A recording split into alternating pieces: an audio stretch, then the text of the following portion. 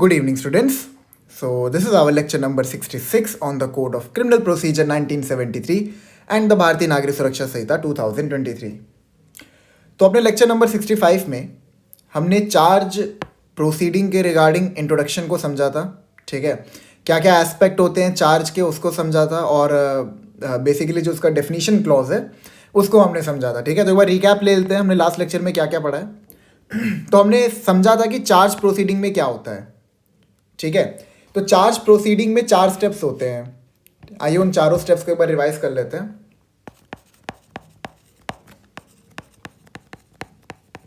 ठीक है, पहला स्टेप आपको याद होगा आर्ग्यूमेंट्स ऑन चार्ज. यहां पर हम लोग जो प्रोसिक्यूशन का एडवोकेट होता है और जो एक्यूज का एडवोकेट होता है उन दोनों को बुलाते हैं. ठीक है, और वो कोर्ट को सेटिस्फाई करने की कोशिश करते हैं कि ये चार्जेस लगने चाहिए कि नहीं लगने चाहिए. ठीक है, सेकंड हमने पढ़ा था फ्रेमिंग ऑफ चार्ज. ठीक है, फ्रेमिंग ऑफ चार्ज में क्या होता है. अब आर्ग्यूमेंट्स हुए, आर्ग्यूमेंट्स में कंक्लूजन ये निकला कि एक्यूज के अगेंस्ट में चार्जेस को फ्रेम करना है. अगर चार्जेस को फ्रेम करने का ओपिनियन आता है तो फिर हम लोग फ्रेमिंग ऑफ चार्ज की तरफ जाते हैं. अगर ये ओपिनियन कोर्ट के सामने आता है, अगर कोर्ट ये ओपिनियन फॉर्म करता है कि एक्यूज के अगेंस्ट में कोई भी चार्ज नहीं लगाया जा सकता, तो इसी पॉइंट पर एक्यूज्ड को डिस्चार्ज कर दिया जाएगा. ठीक है, और मैंने आपको डिस्चार्ज और एक्विटल के बीच में डिफरेंस समझाया था. ठीक है, दोनों सेम टर्म्स नहीं होते, सिनोनिमस नहीं है एक दूसरे के. ठीक है, और with the framing of charge क्या होता है, ट्रायल शुरू हो जाता है. क्यों हो जाता है ट्रायल शुरू, क्योंकि अगर एक बार चार्ज को फ्रेम कर दिया गया तो वहां से ट्रायल इनएविटेबल है. इसीलिए हम मानते हैं कि जो ट्रायल का पहला स्टेप होता है it is framing of charge. फिर उसके बाद सिग्नेचर ऑफ द एक्यूज्ड. ठीक है, फिर हम एक्यूज का सिग्नेचर लेते हैं. मतलब यहां पर यह इंप्लाई करता है कि एक्यूज को अब पता है कि उसने कौन कौन से ऑफेंसेस कमिट किए हैं ताकि वो प्रॉपरली अपना डिफेंस प्रिपेयर कर सके. ठीक है, और जो लास्ट स्टेप था वो था प्ली ऑफ गिल्ट. ठीक है, इसमें हमने समझा था कि कोर्ट एक अपॉर्चुनिटी देती है एक्यूज को अपना गिल्ट मानने की, कि मान लो भाई तुमने ये ऑफेंस कमिट किया है. अब अगर वो मान लेगा कि उसने ऑफेंस कमिट किया है तो क्या कोर्ट उससे बाध्य है कि उसके बाद वो ट्रायल ना कमेंस करे. The answer is no. ठीक है, आई एम सो सॉरी. अगर प्ली ऑफ गिल्ट में एक्यूज मान लेता है कि उसने ऑफेंस कमिट किया है तो क्या उसके बाद ही कोर्ट तुरंत जजमेंट देके कन्विक्शन कर देगा. The answer is no. ठीक है, कोर्ट का यहाँ पर डिस्क्रिशन हो सकता है, because it could be possible कि कोई इंसान किसी और का गिल्ट अपने सर पे ले रहा हो. ठीक है, तो ऐसी सिचुएशन क्रिएट ना हो, इसीलिए हमने मैजिस्ट्रेट और कोर्ट दोनों को ही डिस्क्रिशन दिया है कि वो एक्यूज्ड का प्ली ऑफ गिल्ट एक्सेप्ट कर भी सकते हैं और उसको रिजेक्ट भी कर सकते हैं. ठीक है, इसके पीछे की रीजनिंग क्या थी कि the guilt of the accused should be proved beyond reasonable doubt.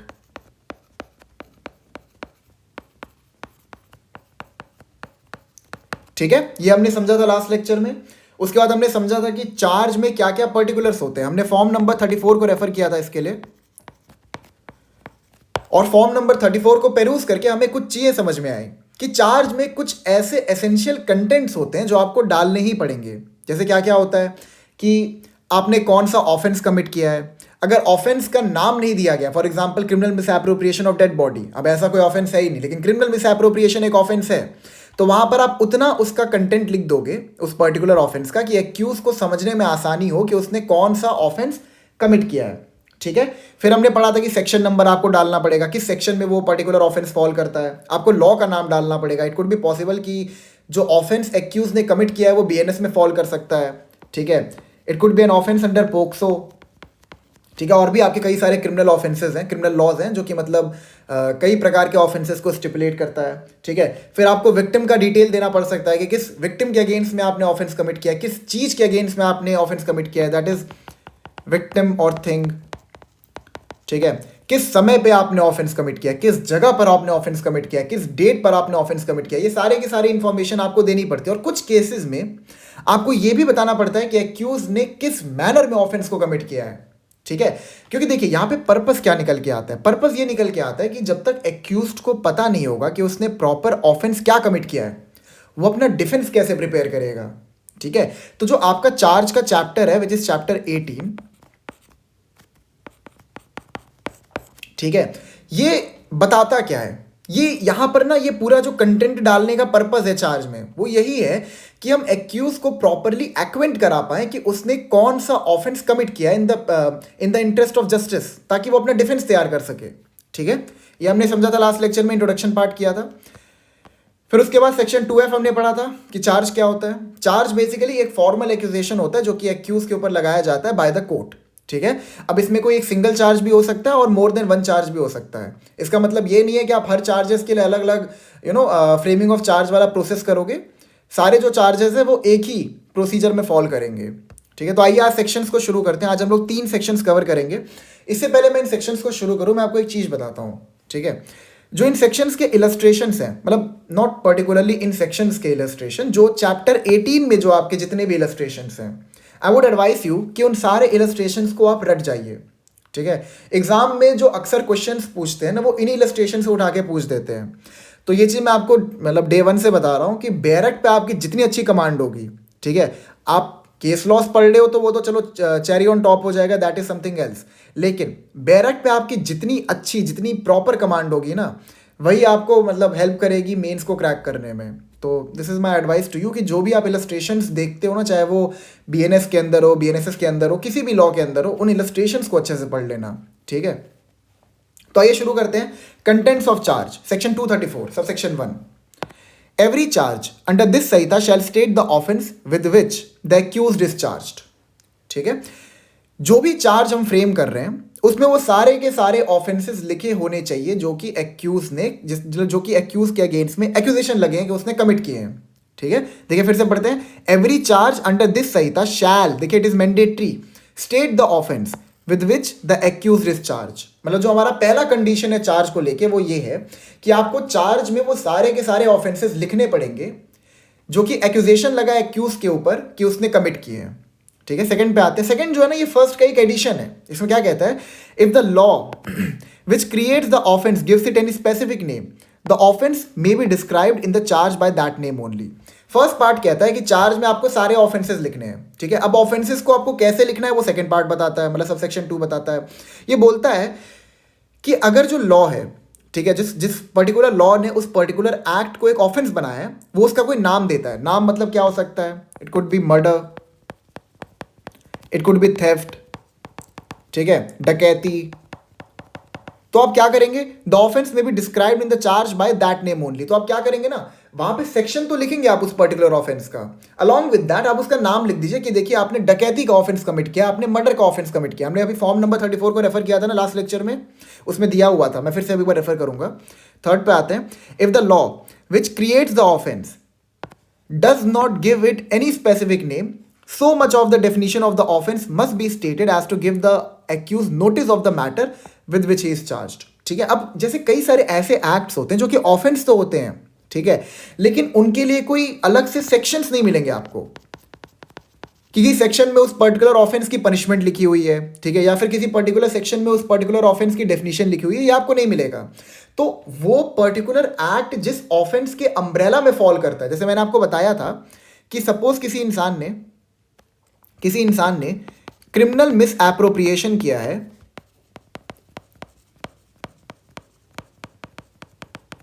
Dead body का, आई एम सो सॉरी, या डेड बॉडी का, ठीक है। तो अब उसने क्रिमिनल मिस एप्रोप्रिएशन किया डेड बॉडी का। अब criminal misappropriation of dead body से रिलेटेड आपको कोई भी सेक्शन नहीं मिलेगा जहां पर बताया गया हो कि इस पर्टिकुलर एक्ट, ये जो पर्टिकुलर एक्ट है ना, ये एक ऑफेंस है और इसकी ये पनिशमेंट है। लेकिन criminal miss appropriation itself is an offence. ठीक है, तो यहां पर आपको स्पेसिफिकली इस पर्टिकुलर एक्ट के लिए कोई सेक्शन नहीं मिलेगा। तो आपको जिस भी सेक्शन के अम्ब्रेला में वो एक्ट फॉल करेगा उसकी उतनी इंफॉर्मेशन देनी पड़ेगी ताकि एक्यूज को पता चल जाए कि उसने किस लॉ के किस सेक्शन के अंदर ऑफेंस को कमिट किया है। फोर्थ पर आते हैं, the law and section of the law.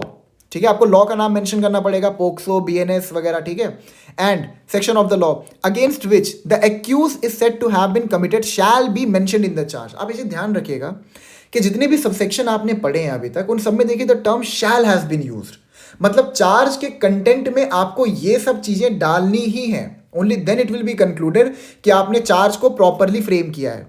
Clear है आपको? तो यहाँ पे फोर्थ क्या कहता है कि आपको लॉ का नाम डालना पड़ेगा, उसमें किस पर्टिकुलर सेक्शन के अंदर उस एक्ट को पनिशेबल बनाया गया है वो आपको डालना पड़ेगा, ठीक है।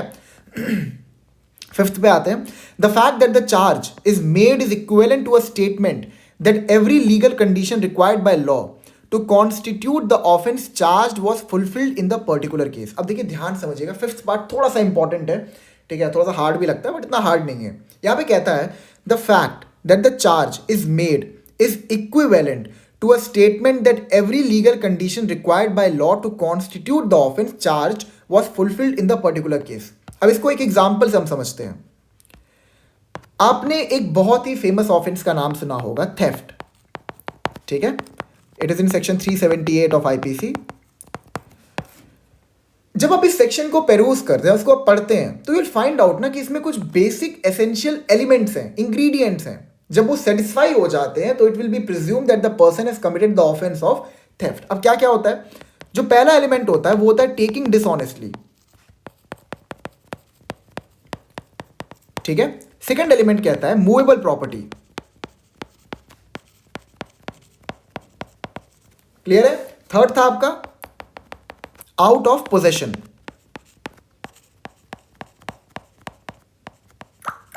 आउट ऑफ पोजेशन, ठीक है। फोर्थ है आपका विदाउट द पोजेसर्स कंसेंट, ठीक है, मतलब आपने बिना कंसेंट के उस पर्टिकुलर प्रॉपर्टी को उस पोजेसर से लिया है।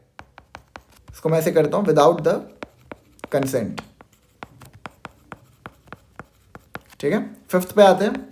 फिफ्थ क्या था? Moves the property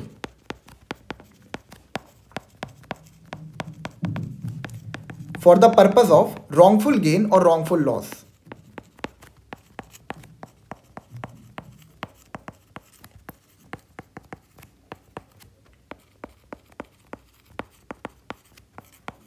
is said to have committed the offense of theft, ठीक है। मैं बताता हूं इसका मतलब क्या। देखिए, अगर आपको यह बताना है कि किसी इंसान ने थेफ्ट का ऑफेंस कमिट किया है, तो आपको ये सारे के सारे इंग्रेडिएंट्स भी मेंशन करने पड़ेंगे। आपको बताना पड़ेगा कि तुमने डिसऑनेस्टली एक प्रॉपर्टी लिया। अब जैसे डिसऑनेस्टली कैसे हो सकता है, ठीक है, अब आपको अच्छे से पता होगा डिसऑनेस्टली कैसे होता है, बट मैं एक एग्जांपल आपको देता हूं। फॉर एग्जांपल, मान लीजिए आपका कोई बहुत क्लोज फ्रेंड है, उसके घर में एक मूवेबल प्रॉपर्टी है जिसकी worth is around $1 lakh, that would be around 90 lakh rupees. अब आपका जो बेस्ट फ्रेंड था वो घर पे था नहीं, घर पे लगी थी आग। अब आप उस घर में घुस के, क्योंकि आपको पता है कि उसके घर में एक बहुत ही कीमती आइटम है, उसने आपको दिखाया था, तो आपको पता था कि उस आग में वो कीमती आइटम भी जल जाएगा, तो आप क्या किए ना, आप उसके घर में घुस गए और आपने वो प्रॉपर्टी उसके घर से ले ली। यहां पर क्या आपने थेफ्ट कमिट किया है? The answer is no, because आपने किसी डिसऑनेस्ट पर्पज से उस प्रॉपर्टी को नहीं उठाया है या फिर पोजेसर्स के पोजेशन से नहीं लिया है, आपने एक ऑनेस्ट पर्पज से लिया है, तो यहाँ पे थेफ्ट नहीं होगा। तो आपको ये बताना पड़ेगा कि आपने जो एक्ट किया है वो डिसऑनेस्टली किया है, मतलब ये एलिमेंट आपको स्पेसिफाई करना पड़ेगा चार्ज में, ठीक है। फिर आपको ये बताना पड़ेगा आपने कौन सा मूवेबल प्रॉपर्टी उठाया था, ठीक है, और वो मूवेबल प्रॉपर्टी जिस इंसान के पोजेशन में था। अब देखिए, पोजेशन और ओनरशिप डिफरेंट होता है, वो मैं आपका आईपीसी में पढ़ाऊंगा, ठीक है, जब हम लोग सारे सेक्शंस पढ़ेंगे। एंड विदाउट द कंसेंट, आपने कंसेंट भी नहीं लिया था उस पर्सन का। तो ये जो सारे के सारे आपके एलिमेंट्स हैं, जब ये सेटिस्फाई होते हैं तब हम लोग कहते हैं कि किसी इंसान ने थेफ्ट का ऑफेंस कमिट किया है।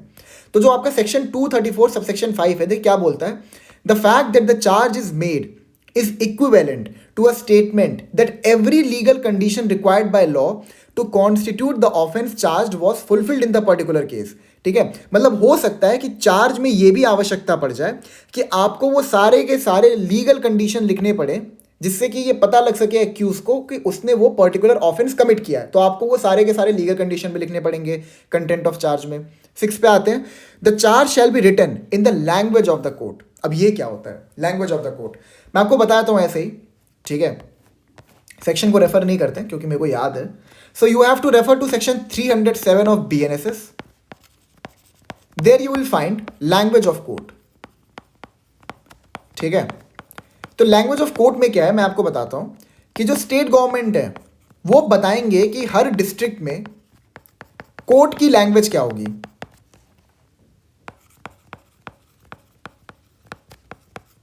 Other than the high court. Section 307 का जो अम्ब्रेला है, इसके अंदर हाई कोर्ट फॉल नहीं करता। क्यों? क्योंकि हाई कोर्ट में जो लैंग्वेज प्रिवेल करती है वो इंग्लिश होती है। तो तो यहाँ पर स्टेट गवर्नमेंट को स्पेसिफाई करने की ज़रूरत नहीं है। अगर आप सेक्शन 307 को रेफर करेंगे तो वहाँ पे आपको पता चलेगा स्टेट गवर्नमेंट को ये अथॉरिटी दी गई है कि वो बताएंगे कि किस कोर्ट में, मतलब जो डिस्ट्रिक्ट कोर्ट्स हैं, अब आपको पता है ना एक स्टेट कई सारे डिस्ट्रिक्ट्स में डिवाइडेड होता है, ठीक है, तो किस डिस्ट्रिक्ट में कौन सा लैंग्वेज प्रिवेल करेगा कोर्ट में, ये स्टेट गवर्नमेंट बताएगा। अब ये हर डिस्ट्रिक्ट में अलग अलग क्यों बताया गया है, क्योंकि आपको पता है हमारी कंट्री कितनी डाइवर्सिफाइड है। हो सकता है आप किसी स्टेट में किसी एक डिस्ट्रिक्ट से दूसरे डिस्ट्रिक्ट ट्रैवल करें तो आपको एक नई लैंग्वेज मिल जाए, ठीक है, तो वो स्टेट गवर्नमेंट को ज़्यादा अच्छे से पता होगा कि कौन से डिस्ट्रिक्ट में कौन सा लैंग्वेज कोर्ट में प्रिवेल करेगा, ठीक है, तो वो उसके हिसाब से डालेंगे। क्लियर आपको? So this is what section 307 is saying. तो यहाँ पे क्या कहते हैं, तो charge shall be written in the language of the court. जो चार्ज है ना वो कोर्ट की लैंग्वेज में होनी चाहिए। मतलब क्या, अगर मान लीजिए उस पर्टिकुलर डिस्ट्रिक्ट में हिंदी लैंग्वेज प्रिवेल करता है तो आप चार्ज को हिंदी में फ्रेम करोगे। अगर उस पर्टिकुलर कोर्ट में जो लैंग्वेज प्रिवेल करती है वो तमिल है तो आप तमिल में करोगे। जो भी मतलब लैंग्वेज उस पर्टिकुलर डिस्ट्रिक्ट में प्रिवेल करती है as specified by a notification by the state government, उसमें उस पर्टिकुलर लैंग्वेज में उस चार्ज को फ्रेम किया जाएगा। क्लियर है आपको? अब जो आपका सबसेक्शन 7 है, we will read this with section 242, ठीक है। एक बार बस मैं आपको बता दे रहा आपके नॉलेज के लिए, सेक्शन 242 क्या होता है। It talks about offences of same kind with in year may be charge together. मतलब अगर आप एक साल के ट्रांजेक्शन में, ठीक है, अलग अलग टाइम पे ऑफेंस कमिट किए हैं तो जो उनका जो ट्रायल होगा ना, इट विल बी, मतलब all those offences will be tried together. वो क्या होता है वो आप 242 में पढ़ेंगे एंड सबसेक्शन 7 को भी हम लोग 242 के साथ ही पढ़ेंगे, ठीक है। तो सबसेक्शन 6 तक आपको क्लियर हो गया ना।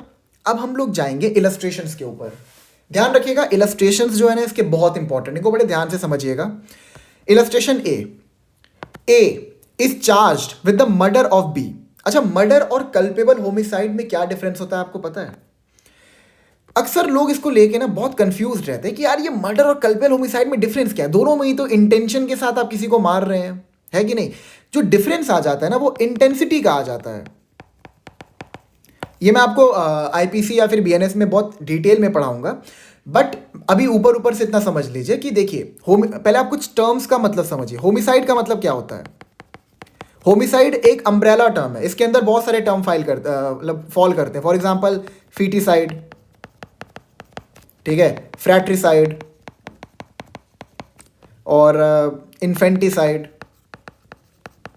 और भी बहुत सारे टर्म्स होते हैं, ठीक है, वो मैं आपको बाद में बताऊंगा। होमिसाइड का मतलब होता है the killing of a human being by another human being.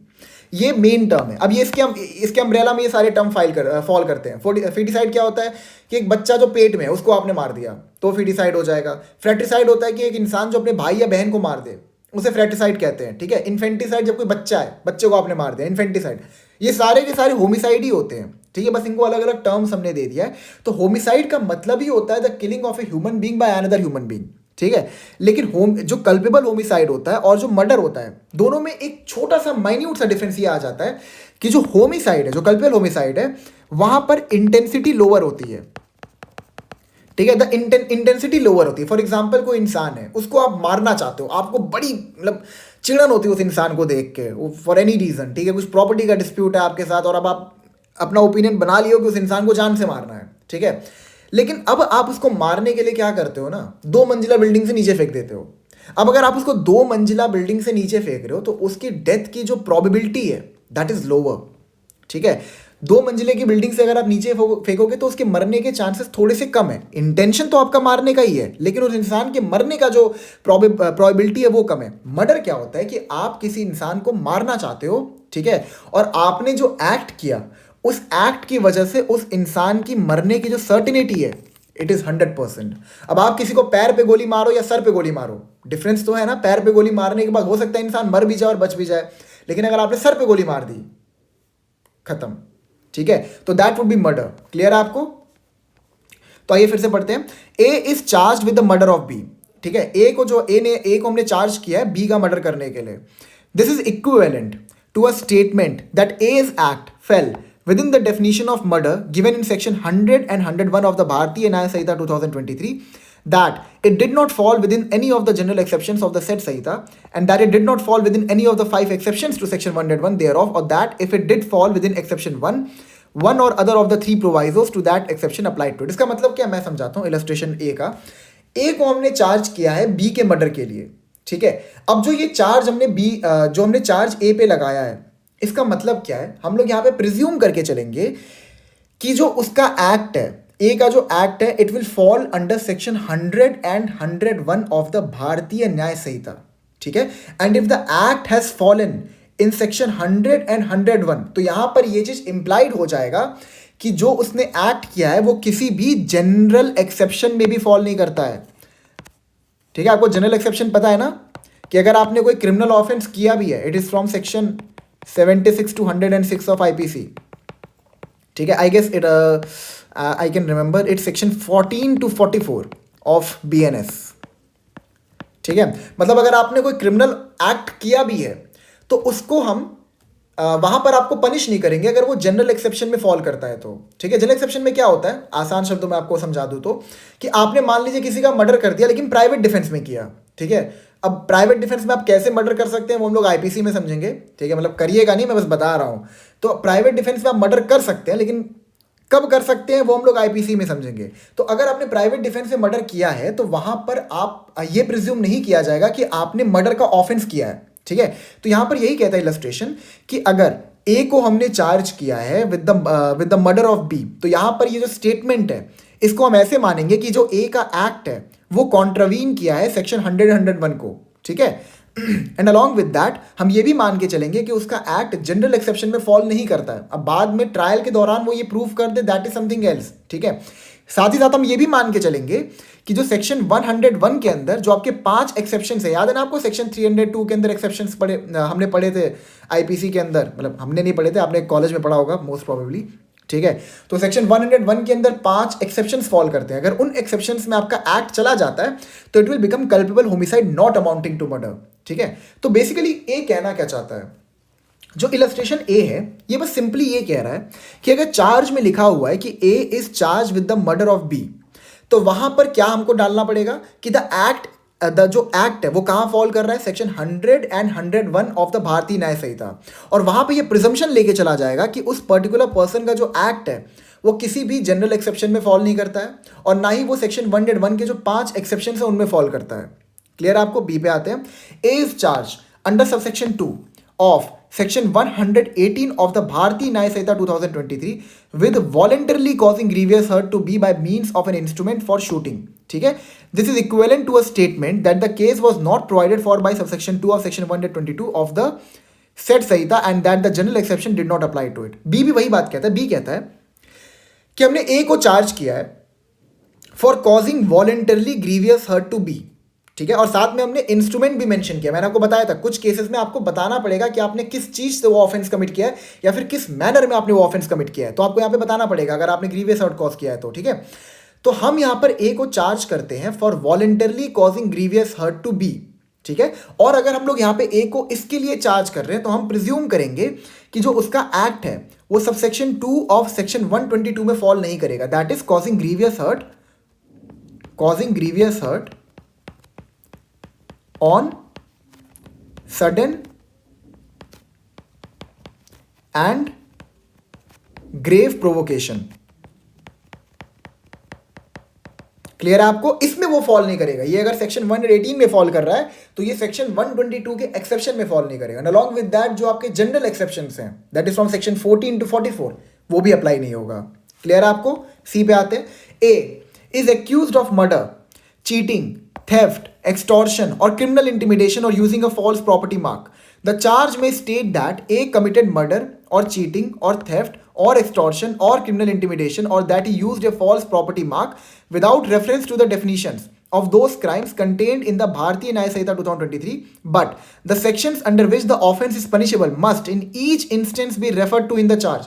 ये चीज मैंने आपको बहुत पहले नहीं, लास्ट लेक्चर में ही बताया था, ठीक है, कि अगर ए ने मान लीजिए ये इन्यूमरेटेड ऑफेंसेस कमिट किए हैं, murder, theft, extortion, criminal intimidation, ठीक है, तो वहां पर क्या होगा, वहां पर आपको चार्ज में लिखना पड़ेगा कि ए ने ये ऑफेंसेस कमिट किए हैं, और वहां पर हम उसके डेफिनेशन सेक्शन को रेफर नहीं करेंगे, ठीक है। हम वहां पर उसके डेफिनेशन सेक्शन को रेफर नहीं करेंगे। मतलब ये नहीं बताएंगे कि मर्डर ऑफेंस कब बन जाता है, मतलब उसका डेफिनेशन हम लिख के नहीं देंगे चार्ज के अंदर। हम खाली क्या कर देंगे, जो पनिशिंग सेक्शन है वो मेंशन कर देंगे। ठीक है, क्लियर है आपको? ये चीज मैं आपको पहले बता चुका हूं। डी पे आते हैं। A is charged under section 219 of the Bharatiya Nyaya Sanhita 2023 with intentionally obstructing a sale of property offered for sale by the lawful authority of a public servant. The charge should be in those words. अब देखिए यहां पे क्या कहना चाहता है। ए के ऊपर ये ऑफेंस लगा है, ए के ऊपर ये चार्ज लगा है कि उसने सेक्शन 219 के अंदर, जो सेक्शन 219 के अंदर जो कहा गया है कि आपको ये एक्ट नहीं करना है, उसने वो एक्ट किया है। ठीक है, तो हम उसको चार्ज करते हैं for कॉन्ट्रवीनिंग section 219 of the Bharatiya Nyaya Sanhita 2023। ठीक है, इसमें होता क्या है कि आप इंटेंशनली ऑब्स्ट्रक्ट कर रहे हो सेल ऑफ प्रॉपर्टी का, जो कि एक लॉफुल अथॉरिटी को हमने ऑथराइज किया है कि इस प्रॉपर्टी को सेल करो। ठीक है, आपने उसको इंटेंशनली ऑब्स्ट्रक्ट किया है, तो यहां पर आपको चार्ज जो है उस वर्ड्स में लिखना पड़ेगा, मतलब आपको पूरा एक्सप्लेन करना पड़ेगा। मैं समझाता हूं इसका डिफरेंस क्या है, इन दोनों में सी और डी में डिफरेंस क्या आता है मैं समझाता हूं। देखिए, जब आप सी को रेफर करते हो, ठीक है, तो सी में आपको जो जो जो सेक्शन है वहां पे बस मेयर ऑफेंसेस के नाम मिल जाएंगे, मतलब जो पनिशिंग सेक्शन है वहां पे जो आपका पनिशिंग सेक्शन है, सेक्शन 101 जैसे हो गया, वहां पे लिखा है पनिशमेंट फॉर मर्डर। ठीक है, तो आप वहां पे क्या लिखोगे? मर्डर। ठीक है, चार्ज विथ मर्डर। ठीक है, फिर थेफ्ट का पनिशमेंट फॉर थेफ्ट, तो आप क्या लिखोगे? Charge with theft. यहां पर क्या है, यहां पर सेक्शन 219 का जो हेड नोट है, जो रूब्रिक्स है, वो बहुत बड़ा है। ठीक है, तो यहां पे क्या लिखता है? विद इन, हाँ, the charge should be in those words. तो आप क्या करोगे? उस पूरे सेक्शन का जो रूब्रिक्स है, जो पूरा एक लाइन में लिखा हुआ है, पूरा एक लाइन डालोगे। मैं समझाता हूं एक बार आपको, थोड़ा सा और क्लियर कर देता हूं, मैं यहां समझाता हूं। ठीक है, अब जैसे मान लीजिए आप सेक्शन 101 पे जाते हो which talks about punishment for murder. अभी ये हमने पढ़ा लास्ट इलस्ट्रेशन में कि आपको पनिशिंग सेक्शन लिखना है, तो आप सेक्शन 101 लिखोगे और आप ऐसे लिख दोगे, A is charged with murder of B punishable under section 101, आप ऐसे लिख दोगे। ठीक है, क्लियर है आपको? अब जब आप सेक्शन 219 पे जाते हो तो वहां पे आपको कोई एक वर्ड नहीं मिलेगा, उसके हेड नोट में कोई एक सिंगल वर्ड नहीं मिलेगा, आपको पूरा एक सेंटेंस मिलेगा। सेंटेंस क्या है यहाँ पे? Intentionally obstructing a sale of property offered for sale by the lawful authority. तो आप क्या लिखोगे? आप पूरा लिखोगे, A is charged with intentionally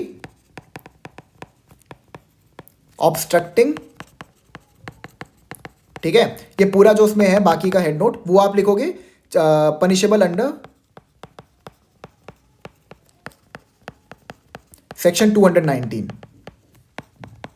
ठीक है, आई होप आपको क्लियर हो गया होगा ये चीज जो मैं समझाना चाह रहा था। ठीक है, जहां पर सिर्फ एक वर्ड रहेगा आप खाली एक वर्ड लिख दोगे, जहां पर पूरा सेंटेंस रहेगा आपको पूरा सेंटेंस डालना पड़ेगा, ताकि देखिए बेसिकली पर्पस क्या है, एक्यूज्ड को प्रॉपरली आप एक्विंट करिए कि उसने कौन सा ऑफेंस कमिट किया है। अगर उसको पता ही नहीं रहेगा कि उसने क्या ऑफेंस कमिट किया है तो अपना डिफेंस कैसे प्रिपेयर करेगा? और अगर वो डिफेंस को प्रॉपरली प्रिपेयर नहीं कर पाएगा तो it will go against the principle of natural justice.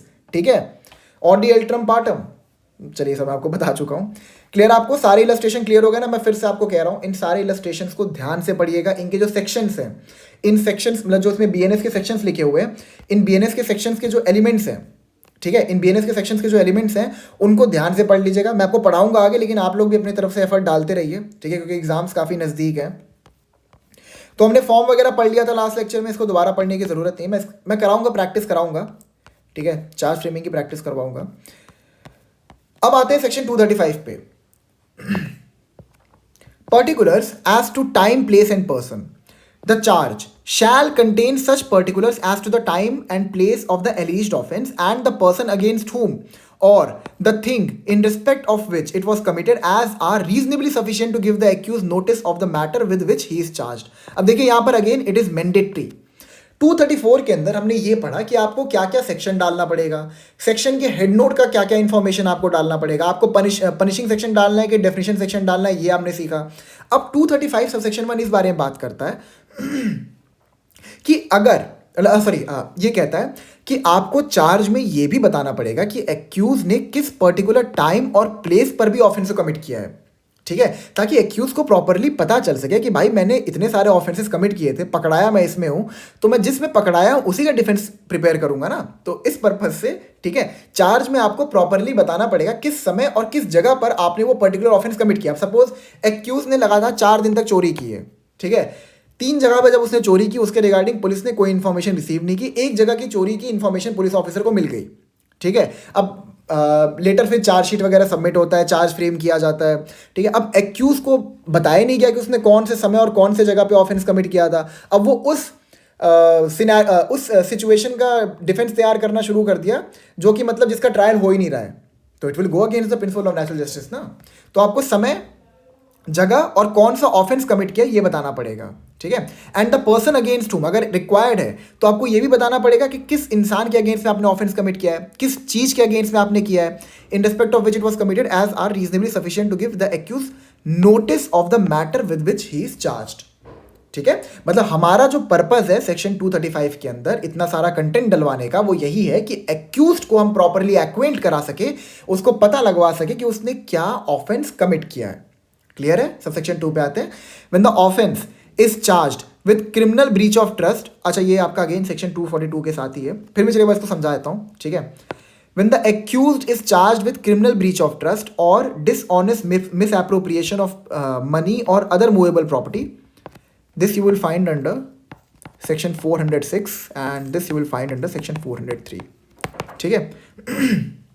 और other movable property, it shall be sufficient to specify the gross sum or as the case may be describe the movable property in respect of which the offence is alleged to have been committed and the dates between which the offence is alleged to have been committed without specifying particular items or exact dates, and the charge so framed shall be deemed to be a charge of one offence within the meaning of section 242, ठीक है। मैं समझाता हूँ इसका मतलब क्या है। अगर एक्यूज ने क्रिमिनल ब्रीच ऑफ ट्रस्ट या फिर dishonest misappropriation of money या फिर मूवेबल प्रॉपर्टी वाला ऑफेंस कमिट किया है, तो वहां पर मैंडेटरी है, it shall be sufficient to specify the gross sum, जो पूरा मतलब हो सकता है उसने ब्रीच ऑफ ट्रस्ट करके मतलब कई पॉइंट ऑफ टाइम पे उसने ब्रीच ऑफ ट्रस्ट किया है जिसकी वजह से मतलब थोड़ा पैसे का ऑफेंस हुआ है, तो यहाँ पे क्या करना पड़ेगा, जितना भी ग्रॉस सम है मतलब जो टोटल अमाउंट ऑफ सम का जो मतलब ऑफेंस कमिट हुआ है वो आपको लिखना पड़ेगा, ठीक है। स्पेसिफाई द ग्रॉस सम और एज द केस में be describe the movable property. अब अगर आपने criminal misappropriation of the movable property किया, मान लो आपको एक कार दिया गया था, ठीक है, आपने उसको मिस एप्रोप्रिएटली यूज किया, ठीक है, तो वहां पर वो मूवेबल प्रॉपर्टी को आपको डिस्क्राइब करना पड़ेगा कि आपको हमने एक कार दिया था, उस कार को आपने क्रिमिनल पर्पज से यूज किया, in respect of which the offence is alleged to have been committed and the dates between which the offense is alleged to have been committed without specifying particular items or exact dates, and the charge so framed shall be deemed to be a charge of one offense within the meaning of section 242। यहां पर हम लोग section 242 जब 242 की reading करेंगे तब जाएंगे, ठीक है। अभी इतना समझ लीजिए, यहां पर क्या है, फिर आपको यह भी बताना पड़ेगा किस डेट के बीच में उस पर्टिकुलर इंसान ने ऑफेंस कमिट किया है, ठीक है। ये सब चीजें वही है जो सब सेक्शन 1 में थी, लेकिन यहां पर आपको कुछ एडिशनल इंफॉर्मेशन देनी पड़ रही है if the offence which has been committed is of criminal breach of trust या फिर criminal misappropriation of property. Clear है? प्रोवाइजो पे आते हैं। Provided that the time included between the first and last of such date shall not exceed 1 year. अब यहां पर ये प्रोवाइजो क्या कहना चाहता है, ये प्रोवाइजो ये कहता है कि जैसे हमने यहां पढ़ा ना, it shall be sufficient to specify the gross sum, तो जो ग्रॉस सम होना चाहिए वो 1 साल के अंतराल में ही होना चाहिए। मतलब अगर उसने 1 साल क्रॉस कर दिया है क्रिमिनल ब्रीच ऑफ ट्रस्ट करते हुए, ठीक है, मतलब उसने जो क्रिमिनल ब्रीच ऑफ ट्रस्ट का जो ऑफेंस किया है वो उसने लाइक बहुत सारे पॉइंट ऑफ टाइम पे किया है जिसकी वजह से बहुत सारे पैसे का हेरा फेरी हुआ है वहां पे, तो वो 1 साल के अंदर जितना भी पैसे का हेरा फेरी हुआ है खाली आप उनको साथ में कंबाइन करोगे, 1 साल के बाद के लिए हम अलग चार्ज फ्रेम करेंगे। क्लियर है आपको? प्रोवाइजो क्लियर हो गया। 236 पे आते हैं। When the nature of the case is such that the particulars mentioned in section 234 and 235 do not give the accused sufficient notice of the matter with which he is charged, the charge shall also contain such particulars of the manner in which the alleged offense was committed as will be sufficient for the purpose। अब देखिए, अब मैं आपको एक चीज समझाता हूं। Section 234 के अंदर और 235 के अंदर हमने क्या समझा अब तक? 234 के अंदर हमने समझा है कि आपको जो ऑफेंस है, जिस पर्टिकुलर लॉ में वो ऑफेंस फॉल करता है, आपको उस लॉ का नाम लिखना पड़ेगा, सेक्शन लिखना पड़ेगा, पनिशेबल सेक्शन लिखना पड़ेगा, ठीक है। फिर 235 में हमने ये पढ़ा कि आपको वो डेट टाइम बताना पड़ेगा जब उस एक्यूज ने ऑफेंस कमिट किया है। जो भी हमने पढ़ा है उसका पर्पस क्या है? पर्पस यही है कि एक्यूज को हम प्रॉपरली एक्वेंट करा सके कि उसने कौन सा ऑफेंस कमिट किया है ताकि वो अपना डिफेंस तैयार कर सके। 236 ये कहता है कि अगर 234 और 235 के अंदर आप जाते हैं, ठीक है, और 234 और 235 के अंदर जाने के बाद आप उसके बावजूद भी एक्यूज को प्रॉपरली एक्वेंट नहीं करा पा रहे कि उसने कौन सा ऑफेंस कमिट किया है, तो आप क्या करोगे? आप मैनर भी बताओगे। मैनर भी बताओगे कि एक्यूज ने किस तरीके से वो ऑफेंस कमिट किया। फॉर एग्जाम्पल मान लीजिए क्या कहते हैं कि कोई लॉफुल अथॉरिटी है, पुलिस ऑफिसर है, ठीक है, वो किसी एक्यूज का पीछा कर रहे थे, हॉट परसूट,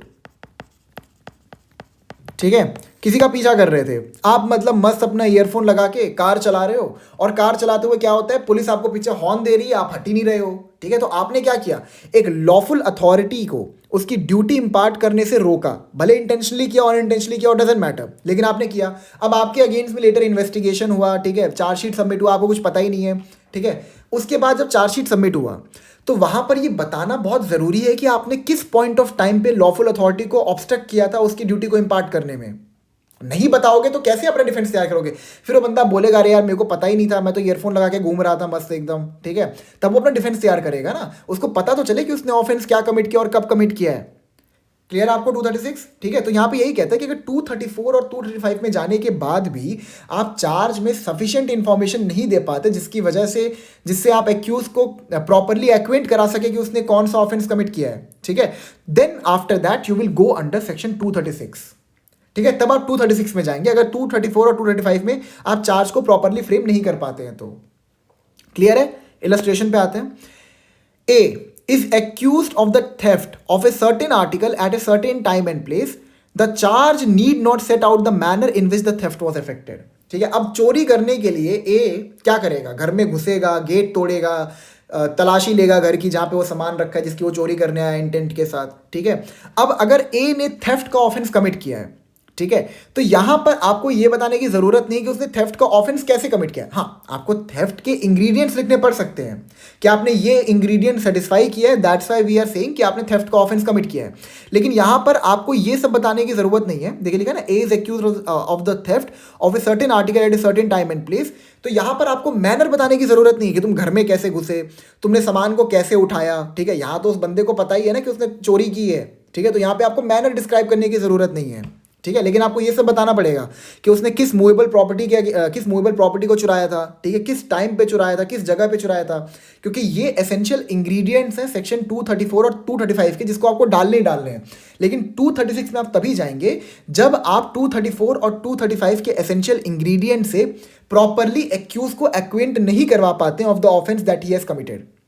क्लियर आपको। बी पे आते हैं। A is accused of cheating B at a given time and place. The charge must set out the manner in which A cheated B। ठीक है, A ने B को चीट किया तो यहाँ पे आप लिख दोगे कि किस जगह पे चीट किया, किस समय पे चीट किया, वगैरह वगैरह। लेकिन यहाँ पर ना आपको ये भी बताना पड़ेगा कि A ने B को किस मैनर में चीट किया, ठीक है। अब रिलेशनशिप वाली चीट की यहाँ बात नहीं हो रही है, यहाँ पे क्रिमिनल चीटिंग की बात हो रही है, ठीक है। सी पे आते हैं। A is accused of giving false evidence at a given time and place. The charge must set out that portion of the evidence given by A which is alleged to be false।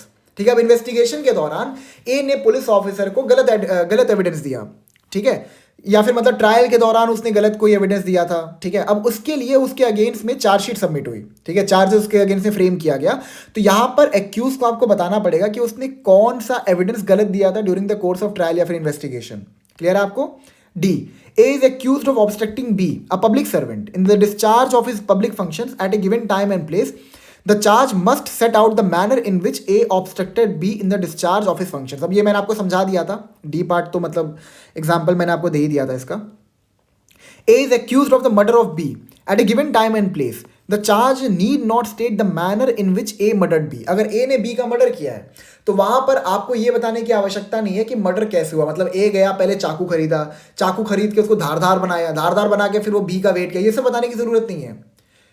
Intention था murder करने का, general exception में fall नहीं कर रहा है, murder के किसी भी एक्सेप्शन में फॉल नहीं कर रहा है, दैट इज सफिशिएंट। आपको बाकी ये बताने की जरूरत नहीं कि किस मैनर में उसने बी का मर्डर किया है, ठीक है। ए, अब यहाँ पे देखिए ए तो बहुत बड़ा गुंडा लग रहा है, हर चीज में इसी को आपने ए से ऑफेंस कमिट करवाया। A is accused of disobeying a direction of the law with intent to save B from punishment. The charge must set out the disobedience charge and the law infringed. अब suppose police investigation के दौरान B को arrest करना चाहती थी, ठीक है, B को अरेस्ट करने के लिए उनको ए के घर में घुसना था, अब ए उनको घर में घुसने नहीं दे रहा, तो वो क्या कर रहा है, जो पब्लिक ऑफिशियल है उसको उसकी ड्यूटी इंपार्ट करने में एक बाधा बन रहा है। ठीक है, तो यहां पर अगर ए ने ये ऑफेंस कमिट किया है तो वहां पर चार्ज में ये आपको लिखना पड़ेगा कि किस पर्टिकुलर पॉइंट ऑफ टाइम पर तुमने पब्लिक अथॉरिटी के डायरेक्शन को डिसोबीडियंस किया है, डिसोबीडियंट रहे हो तुम। ठीक है, ये आपको लिखना पड़ेगा। Is it clear now? ये सारे इलस्ट्रेशन आपको क्लियर है? तो फिर से एक बार रिवाइज कर लेते हैं। तो 234 में हमने क्या समझा कि आपको चार्ज में क्या क्या कंटेंट डालना है। कंटेंट में आपका सेक्शन लॉ उसके रिगार्डिंग 234 है, जो आपका सब सेक्शन 7 है इसको हम लोग 242 के साथ पढ़ेंगे। ठीक है, फिर हमने पढ़ा सेक्शन 235 में आपको ये डायरेक्शन दिया गया है कि आपको समय बताना पड़ेगा, किस जगह पर ऑफेंस कमिट हुआ ये बताना पड़ेगा। ठीक है, किसके अगेंस्ट में आपने ऑफेंस कमिट किया ये सारी इंफॉर्मेशन आपको देनी पड़ेगी। ठीक है, इफ नीडेड वाला सिचुएशन है।